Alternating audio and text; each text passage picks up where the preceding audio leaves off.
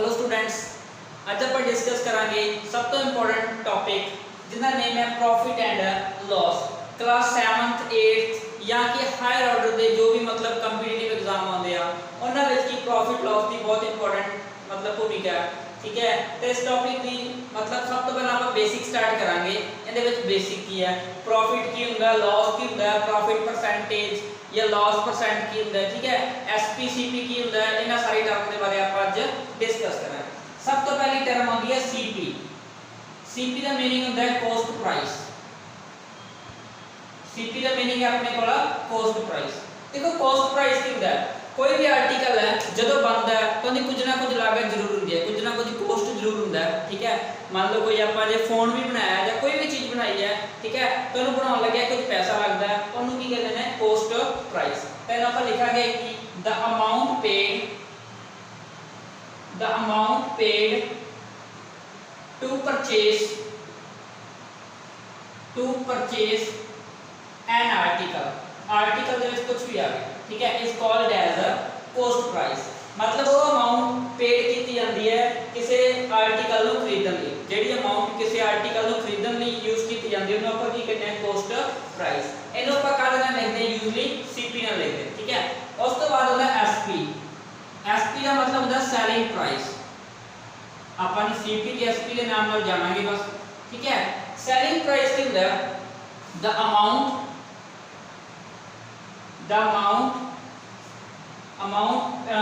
at which an article is sold is called as a selling price। मान लो कोई factory है, ठीक है, किसी चीज की, एक शॉपकीपर गया, ये फैक्ट्री है, शॉपकीपर है, ठीक है, शॉपकीपर गया इतने कोई चीज लेके आया, ठीक है, मान लो ने 100 रुपीज की कोई चीज है तो लेके आया, ठीक है, उस तो बाद कोई कस्टमर आया, शॉपकीपर ने के कस्टमर को आगे किया बेच दी, मान लो 120 रुपीज से बेच लेके कितने गया सी 100 ते अपने को की हो गया सीपी, बेचा केड़े प्राइस ते ने 120 ते अपने को की हो गया सेलिंग प्राइस। ठीक है, तो इन बिटवीन उन्होंने की है 20 रुपए का फायदा है। 100 रुपए लगे, 20 रुपए किया, 100 रुपए ने किया स्टार्टिंग में फैक्ट्री ने किया, कस्टमर तो कितने ले ने 120, तो उनके कोल 20 रुपीस का की हो गया फायदा। जेड़ा है फायदा नु आपा की कहने हैं प्रॉफिट। इस चीज नु की कहंदा बेटा प्रॉफिट कहंदा। अब देखो प्रॉफिट कद होंदा, प्रॉफिट कद आएगा when SP is greater than CP. जदों सेलिंग प्राइस की है कॉस्ट प्राइस तो ज्यादा है वो अपने को की होंदा है प्रॉफिट होंदा है। मान लो 100 रुपए की कोई चीज लेके आया, अगे उन्हें 120 की बेचती, ठीक है, तो उसनु की होया प्रॉफिट होया, कितने रुपए प्रॉफिट होया 20 रुपीस। तो आप प्रॉफिट को फाइंड किवें करते हैं, profit that is SP minus CP. ये इनका की है फार्मूला। जदों एसपी दे विचों सीपी नु माइनस किया जाता है तो अपने को की होता है प्रॉफिट। ठीक है, ਇਹਦਾ प्रॉफिट आ गया। उस तो बाद एक और टर्म आती है प्रॉफिट परसेंट। परसेंट का मतलब मान लो 100 रुपए प्रॉफिट होया सी, ठीक है, ਆਪਾਂ ਇਹ देखना कितने परसेंट होया सी, मतलब 100 ਦੇ ਵਿੱਚੋਂ कितना प्रॉफिट होया सी। तो ਉਹਦਾ फार्मूला ਕੀ है, ਉਹਦਾ फार्मूला है profit divided by CP into 100। JD चीज की परसेंटेज पता करनी है वो ऊपर आएगा, थल्ले क्या आएगा सीपी, चाहे प्रॉफिट परसेंट है या लॉस परसेंट है, थल्ले हमेशा क्या आएगा सीपी। वैसे अपन टोटल लिख देते हैं, टोटल कितना सी स्टार्टिंग दे विच 100, profit divided by 100 divided by CP into की आ गया 100। ये अपने को काला फार्मूला प्रॉफिट परसेंट का। देखो जब प्रॉफिट फाइंड करना है, प्रॉफिट परसेंट फाइंड करना है, ऊपर प्रॉफिट आएगा, थल्ले टोटल वैल्यू की अपने को स्टार्टिंग विच सीपी, ठीक है, मल्टीप्लाई का देना होएगा 100। ठीक है, ये अपने को काई करम सी प्रॉफिट। उस तो बाद आ गया लॉस। देखो लॉस नु ਆਪਾਂ ਕਿਵੇਂ ਲਿਖਾਂਗੇ, लॉस आ गया, मान लो कोई शॉपकीपर 100 रुपीस का की लेके आया, कोई सामान लेके आया, ठीक है, पर की है जिवें कोरोना करके कईयां दा व्यापार की हो गया, चौपट हो गया, खत्म हो गया, ठीक है, उन्होंने सस्ते भाव की अपनी चीज़ां बेचनियां पै गई। इन्हें की अगे 90 रुपीस का आर्टिकल की है बेचता, फैक्ट्री जो 100 का लेके आया सी अगे 90 का बेचा, तेनों कितना लॉस हो गया 10 रुपए, ठीक है, -10 आ गया वैसे, ठीक है, कितने रुपए का लॉस हो गया इनू 10 रुपए का। ठीक है। हुण इस चीज नूं की कहा जांदा लॉस कहा जांदा, ठीक है। तो लॉस कद हुंदा when CP is greater than SP, जदों CP की SP तो वड्डा उदों अपने कोल की हुंदा लॉस। तो लॉस कढण दा फार्मूला की हुंदा अपने कोल CP minus SP, that is formula for loss. Loss is equal to CP minus SP. Now loss percent में फाइंड करना। देखो लॉस परसेंट मैं जिवें लास्ट क्वेश्चन च किया, सॉरी लास्ट में क्या सी प्रॉफिट परसेंट, इथे लॉस है तो ऊपर भी की आएगा लॉस, चाहे लॉस हो रहा है या प्रॉफिट हो रहा है, डिवाइड दे विच हमेशा ही की होना है CP होना, ठीक है, मल्टीप्लाई बाय की आ गया 100, ठीक है।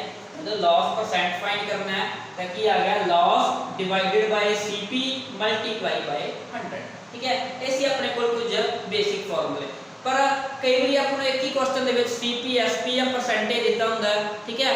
तो आपां किवें फाइंड करांगे, सब तो पहले आपां फार्मूले बनाने सीखते हैं, ठीक है।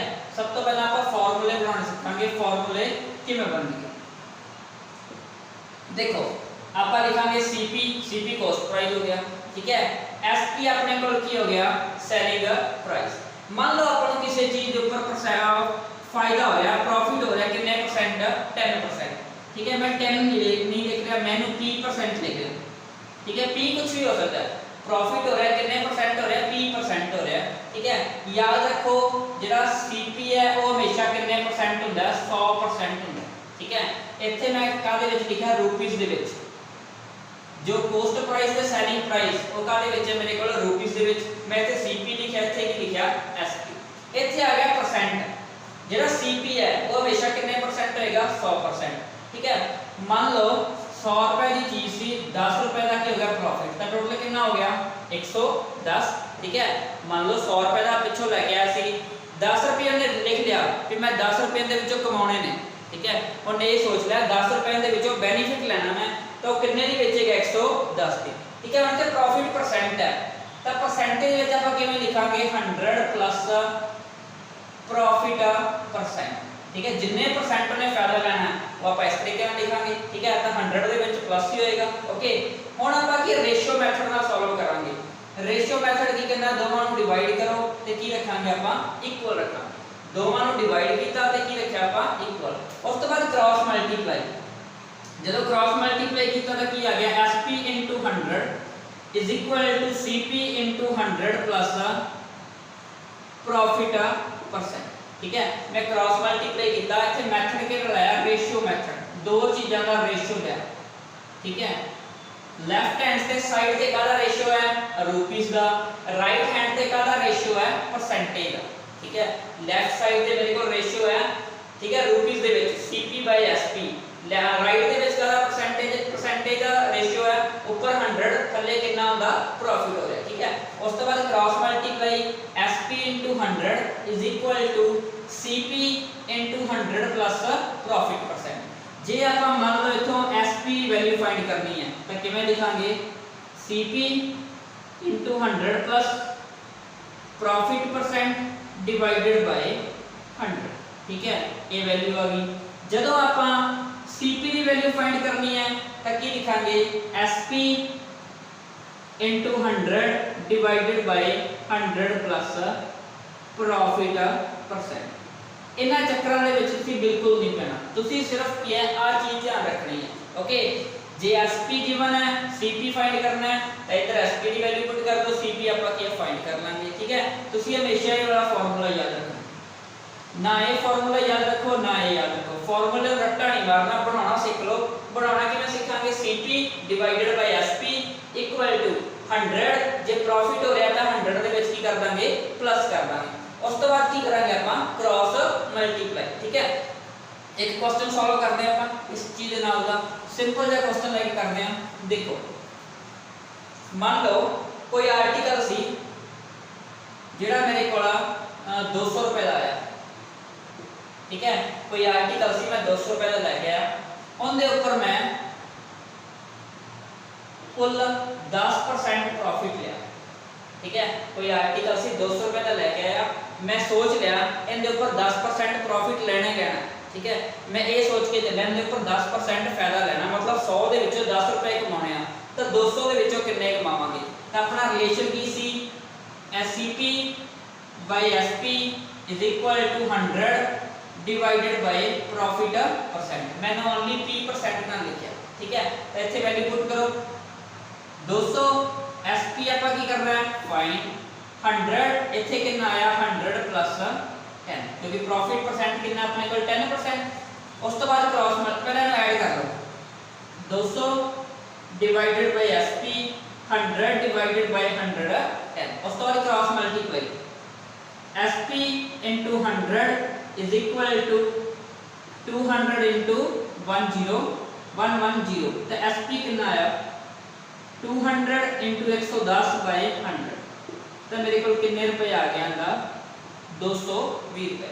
हम वेरीफाई करना है फार्मूला सही है या नहीं, तो इतने वैल्यू पुट करके देख लो ये कितना सी अपने को 200 by 200 भी क्योंकि CP कितना सी 200 SP कितना फाइंड किया 220 राइट साइड से किया 100 divided by 100 plus 10 200 by 220 100 by 100 10 देखो 0 ना 0 कैंसिल 0 ना 0 कैंसिल ये कितना आ गया 10 by 11 10 by 11 equal to 10 by 11 मतलब जे CP रेशियो SP देखिए तो कितना है 10 रेशियो 11 इधर दे परसेंटेज वाला देखिए भी कितना है 10 रेशियो 11 दैट मींस अपना फार्मूला की है राइट है। तो तुसी सिर्फ की करना है कोई भी क्वेश्चन है या रिलेशन बना के, ठीक है, तो फार्मूला ऑटोमेटिक बना लोगे, कोई याद करना नहीं रट्टा नहीं मारना।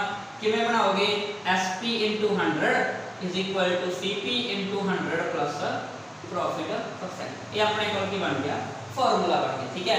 जो भी इन्होंने जो गिवन है उसकी वैल्यू पुट करके तुसी आंसर ਨੂੰ किया फाइंड कर सकते हो। देखो जो लॉस गिवन होगा जो अपने को किया लॉस परसेंट गिवन है, ठीक है। When loss percent is given when loss percent is given तो तुसी की लोगे CP SP 100 100 माइनस देखो जो लॉस परसेंट गिवन है तो 100 जो माइनस करोगे, प्रॉफिट परसेंट गिवन है तो 100 की करोगे प्लस, अगे सेम है की करोगे SP into 100 is equal to CP into 100 minus loss percent। ये अपने को की आ गया फार्मूले का डेरिवेशन आ गया। इस तरीके नाल तुसी फार्मूले ਨੂੰ किया बना सकते हो। क्लास ਦੇ ਵਿੱਚ कभी भी रट्टा नहीं मारना, ठीक है।